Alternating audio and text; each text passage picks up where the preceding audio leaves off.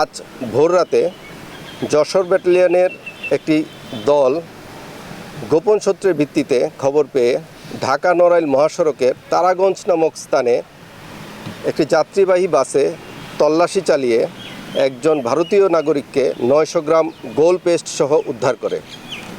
উক্ত ভারতীয় নাগরিকের কাছ থেকে গোল পেস্ট ছাড়াও বেশ কিছু বৈদেশিক মুদ্রা জব্দ করা হয়। বৈদেশিক মুদ্রার মধ্যে রয়েছে সংযুক্ত আরব আমিরাতের দিরহাম, আজারবাইজানের মানাত, ভারতীয় রুপি ও বেশ কিছু বাংলাদেশি টাকা। উক্ত গোল পেস্ট বাংলাদেশ জুয়েলারি সমিতির দ্বারা নিরীক্ষণের মাধ্যমে খাঁটি সোনা বলে আমরা নিশ্চিত হই। বৈদেশিক মুদ্রা ও এই স্বর্ণের বর্তমান বাজার মূল্য 1,93,42,11 টাকা। Lily body lotion.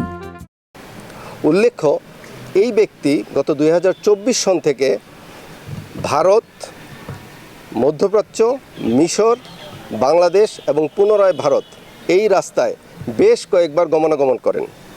তিনি গত 20 এপ্রিল ভারতের মুম্বাই হতে দুবাইতে বিমানপথে গমন করেন।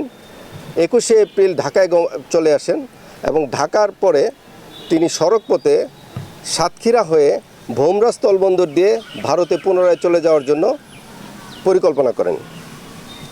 উক্ত ব্যক্তির পাসপোর্ট হতে জানা যায় তার পরিচয় ওয়াজেদ আলী আমিন, পিতা আমিন আহমেদ আনসারি এবং তিনি মুম্বাইয়ের অদূরে ভিওয়ান্দি নামক স্থানের বাসিন্দা।